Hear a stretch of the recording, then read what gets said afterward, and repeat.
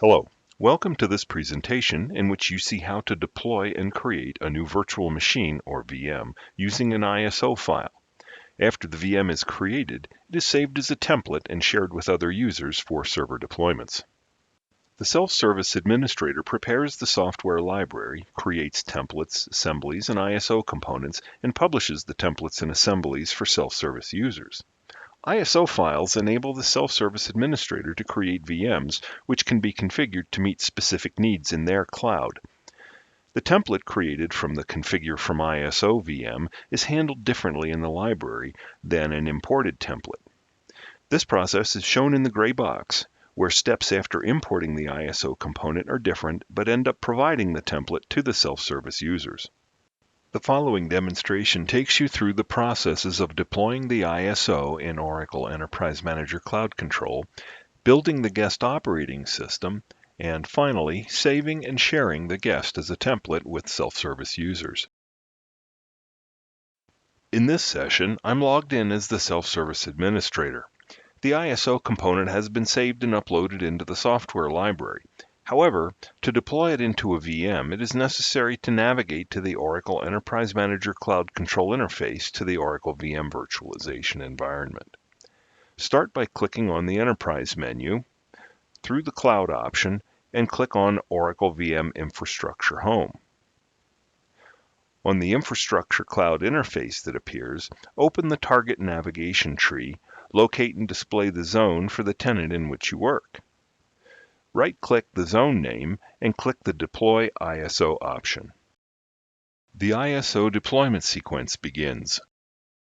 On the first page, use the default target, Sales Marketing. Under the source label, click the magnifying glass next to the ISO input to search for the desired ISO file. When the dialog box appears, select the ISO you want to work with. Here, select Oracle Linux 7 Update 6.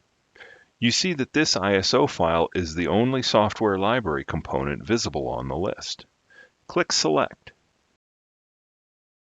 With the ISO file in place, click Next. The Instance Details page appears. Here is where you configure the VM parameters, including CPUs, memory, storage, and network. We retain the one guest VM setting for this exercise. We change the guest VM name to OL7U6-SM-VM, which should make the VM easier to spot later. Check Enable High Availability. Uncheck the option to start the VM after creation. We do this because we want to perform additional configuration before we start it up. Change the domain type to Xen HVM with PV drivers. Under the NIC, click on the list item for the ETH0 interface. Then click Edit. When the Edit dialog box appears, click the small magnifying glass to search for available networks. After the network selector appears, click on the Custom Selection option. Scroll the display to see all the options. At the bottom of the list, select 52 PVI, which is an internal inter-server network, and click OK. With the network selected, click OK to dismiss the Edit Network Interface dialog. You can add storage to the new deployment. Under Disk, click the Add button and the Add Storage Device dialog box appears. Enter a name, App Disk. Enter the size in megabytes, 12,000, and do not use a comma. Retain the remaining settings and click OK. Retain all other settings at this time and click Review. The Review page shows all the settings at once. You can create a deployment plan at this time if you want to use the same set of configuration parameters to create another ISO deployment. Click Save as Plan. Provide a name for the deployment plan. Because this deployment is on the 52 PVI, name the plan OL7U6 PVI52. Click on the Software Library folder where you want the plan to reside. Here, click a Sales folder, then click OK. A confirmation message appears. Click OK to dismiss the message.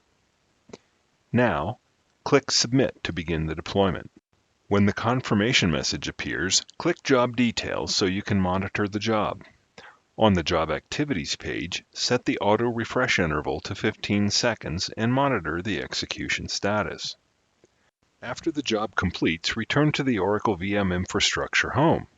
Recall we unchecked the option to start the server, so here, click on the number next to the red down arrow next to the server status.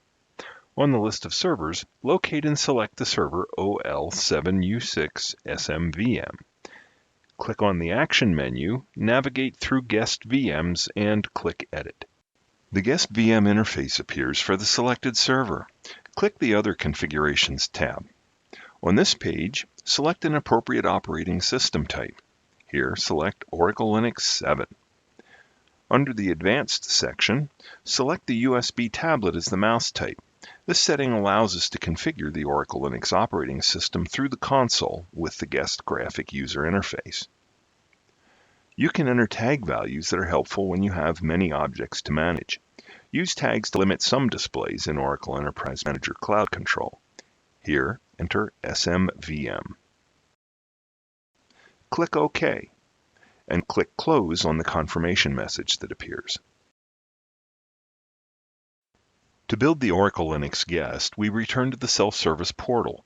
Click on the Enterprise menu, navigate through the Cloud option, and click on Self-Service Portal.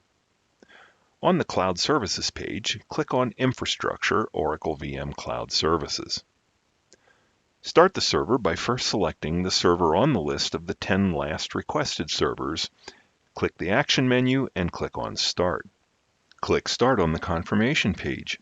An informational message appears, so dismiss it by clicking on the small X in the upper right corner. After a short wait, refresh the display by clicking the circular arrow at the upper right side of the list. With the ISO file in place and the basic server parameters set, use the VM console to configure the guest VM. So, after the server starts, select the server again, then click the Action menu and then click the Launch VNC Console option. The console appears in another browser window. At this time, configure the guest operating system. We will remove much of the configuration activity and delays from this demonstration, but we will take a look at a few settings.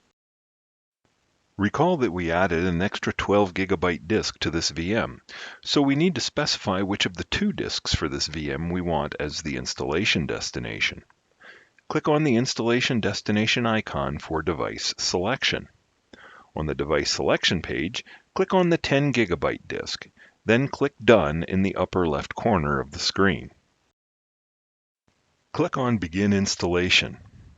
While the installation takes place, set the root password. Click on Root Password. Then enter the root password the first time. Then confirm the root password by entering it a second time.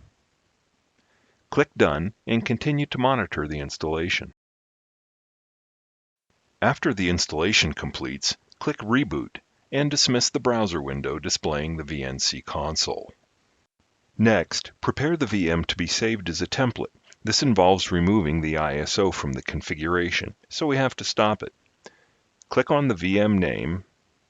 On the VM display, click the Server menu and click Stop. Click Stop on the confirmation page.